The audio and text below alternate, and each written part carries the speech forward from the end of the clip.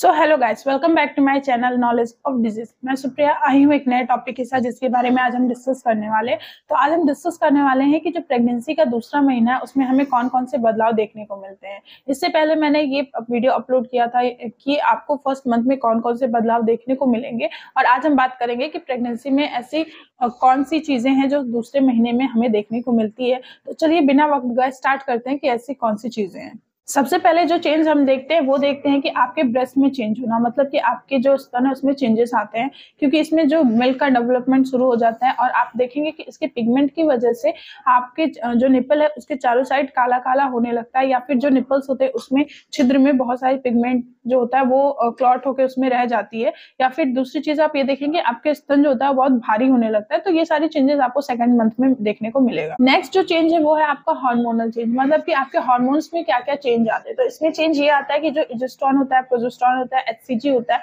इन सबका हार्मोन्स का जो लेवल है वो बढ़ने लगता है। फर्स्ट मंथ से बढ़ता है, सेकंड मंथ में भी बढ़ता है, जिसकी वजह से आपको बहुत सारे बॉडी में फिजिकली चेंजेस देखने को मिलेंगे। तो ये भी चीज है जो कि आप सेकंड मंथ प्रेगनेंसी में देख सकते हैं। नेक्स्ट है आपका मॉर्निंग सिकनेस। मॉर्निंग सिकनेस में क्या होता है, आपको उल्टी मालूम होती है, कमजोरी फील होती है, चक्कर आता है, ये सारी चीजें होती हैं। देखिए ये फर्स्ट मंथ में भी होता है और ये चीजें सेकंड मंथ में भी दिखाई देगी, इसलिए आपको घबराने की जरूरत नहीं। ये चीजें नॉर्मल होती है और ये चीजें आपको सेकंड मंथ में भी देखने को मिल जाएंगी। नेक्स्ट है आपका कि फूड क्रेविंग, मतलब कि आपको फूड की क्रेविंग हो सकती है, मतलब कि जो चीजें आप कभी नहीं खाती वो चीजें आपको खाने का मन कर सकता है।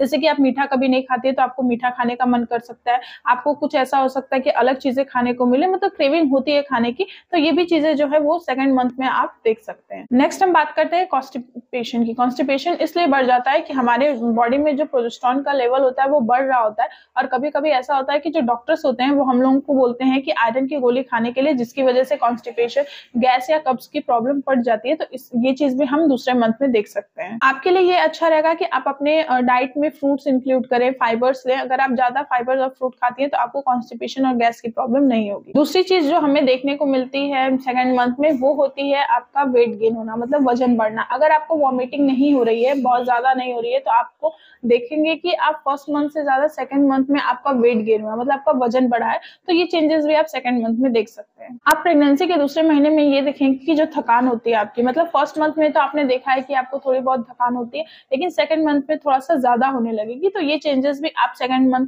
के प्रेगनेंसी में देख सकते हैं। कभी कभी ऐसा होता है कि जो मैंने आपको स्टार्टिंग में बताया कि लोगों को फूड क्रेविंग होती है, जो महिलाएं होती है प्रेग्नेंट उनको खाने का मन करता है, लेकिन कुछ कुछ महिलाएं ऐसी होती है जिनको बिल्कुल खाने का मन नहीं करता, उनको खाना देख के उल्टी आती है, उनको बिल्कुल कुछ भी खाने का मन नहीं करता है, वो कुछ नहीं खाती है। तो ये ऐसी चीजें होती रहती हैं, लेकिन फिर भी आपको अगर नहीं खाना है तो भी आप थोड़े कुछ कुछ टाइम में कुछ कुछ थोड़ा थोड़ा करके खाएं, जिससे कि आपकी जो बॉडी है मेंटेनेंस बनी रहे। वरना इससे क्या होता है कि अंदर जो आपके हार्मोनल चेंजेस होते हैं उसकी वजह से ये सारी चीजें होती हैं। तो ये भी आप एक चेंज देख सकते हैं। अब हमने जान लिया कि सेकंड मंथ में कौन कौन से चेंजेस आते हैं। अब हम बात करते हैं हमें किस बातों का ध्यान रखना चाहिए, क्योंकि फर्स्ट से लेकर थर्ड मंथ तक हमें मिसकैरेज या फिर गर्भपात का खतरा बना रहता है। इसलिए अब हम बात करते हैं कि अब हमें किन बातों का ध्यान रखना है। पहला ये कि आपको कोई ऐसा काम नहीं करना है जिससे आप बहुत ज्यादा थक जाएं, या फिर कोई भारी चीज नहीं उठानी है, या फिर कोई ऐसा काम नहीं करना है जिसे करने के बाद आपको थकान हो जाए, क्योंकि इससे भी मिसकैरेज का प्रॉब्लम हो सकता है। इसीलिए आप ऐसे कामों को अवॉइड करें। दूसरी चीज हम ये बात करते हैं कि अक्सर ये होता है कि अगर कोई दिक्कत परेशानी होती है तो जो प्रेग्नेंट लेडी होती है या फिर जो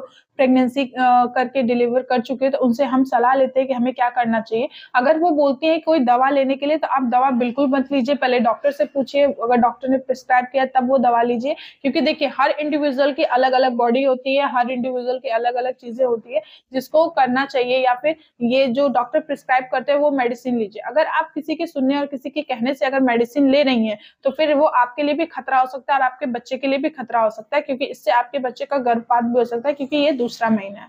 तो ये भी चीजें हैं जिसको हमें ध्यान देने की जरूरत है। अगली चीज ये है कि जिस महिलाओं को बिल्कुल खाने का मन नहीं करता या फिर भूख नहीं लग रही है वो भी, और जो प्रेग्नेंट लेडी है वो भी, उनको थोड़ा थोड़ा टाइम पे थोड़ा थोड़ा कुछ ना कुछ खाते रहना है, ताकि आपके बच्चे का न्यूट्रिशन और मिनरल जो है वो मेंटेन रहे, ताकि आपके बच्चे को पोषण मिलता रहे। तो आप थोड़े थोड़े टाइम पे थोड़ी थोड़ी चीजें खाते रहें, चाहे वो कुछ भी हो, फ्रूट्स हो, खाना हो, कुछ भी हो आप खा सकते हैं, ताकि आपका बच्चे का न्यूट्रिशन बना रहे और वो हेल्दी रहे। तो इन चीजों का भी हमें ध्यान देना है। नेक्स्ट है कि आप अपने डाइट में कैल्शियम, फोलिक एसिड या फिर मल्टीविटामिन, मिनरल्स, विटामिन से सारी चीजें इंक्लूड कर सकती हैं, चाहे वो फ्रूट के रूप में हो चाहे वो मेडिसिन के रूप में।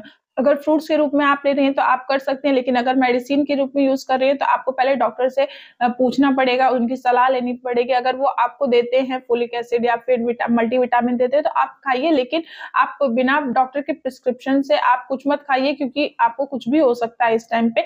लेकिन अगर आप करना चाहती हैं तो आप फ्रूट्स के थ्रू जो फोलिक एसिड होता है, कैल्शियम है, मिनरल्स है, विटामिन, प्रोटीन है, ये सारी चीजें फूड के थ्रू इंक्लूड कर सकते हैं, जैसे कि बनाना हो गया, वाटरमेलन हो गया, या फिर आयरन में कुछ भी एप्पल हो गया, पोमेग्रेनेट हो गया, अनार हो गया, संतरा हो गया, इन सारी चीजों को इंक्लूड करके खा सकती हैं। तो इन सारी चीजों का भी आपको ध्यान रखना है। नेक्स्ट है कि अगर आप अल्कोहल लेते हैं, मतलब अब अगर आप शराब पीते हैं तो इस टाइम बिल्कुल ना पिए, आपको किसी पीने की जरूरत नहीं है। और अगर ज्यादा से ज्यादा आप ये कर सकते हैं कि आप अगर इसमें कोल्ड ड्रिंक और ये जो सारी चीजें माजा, स्प्राइट, ये सारी चीजें होती हैं, आप अवॉइड करती हैं तो ये आपके लिए अच्छा होगा। तो ये भी एक चीज है जो हमें ध्यान देना है। इस टाइम आपको ये ध्यान देना है कि जो गर्म तासीर वाली चीजें हैं वो आप ना खाएं, जैसे आपका ये कच्चा पपीता हो गया, या फिर आपका अदरक हो गया, काली मिर्च हो गई, ये सारी चीजें जो होती है वो ना खाएं, ताकि आपका मिसकैरेज का प्रॉब्लम हो सकता है। अगर आप ये ले रही हैं तो आपका गर्भपात भी हो सकता है। तो इन सारी चीजों को अवॉइड करिए। तो ये भी एक ध्यान देने वाली चीज। अगला जो है आपको ध्यान में रखने वाली चीज वो है कि आपको पूरा प्रॉपर नींद लेना है। आप पूरी तरह अच्छी से नींद लीजिए, ताकि आप आपका और अपने बच्चे का हेल्थ अच्छे से कर सके, या फिर ये कहूँ कि अपने आप को जितना खुश रखना चाहते हैं उतना खुश रखिए, ताकि आप भी हेल्दी रहे और आपका बेबी रहे। लेकिन आपको प्रॉपर नींद लेनी है, मतलब कि आपको प्रेगनेंसी के टाइम में जितना आप रिलैक्स करके रहेंगे उतना ही आपका बेबी अच्छा होगा। तो ये भी एक ध्यान देने वाली चीज है। आगे जो चीज है वो है कि आप झटके से मत उठिए, मतलब ज्यादा तेज मत चलिए, झटके से मत उठिए, अचानक से मत बैठिए।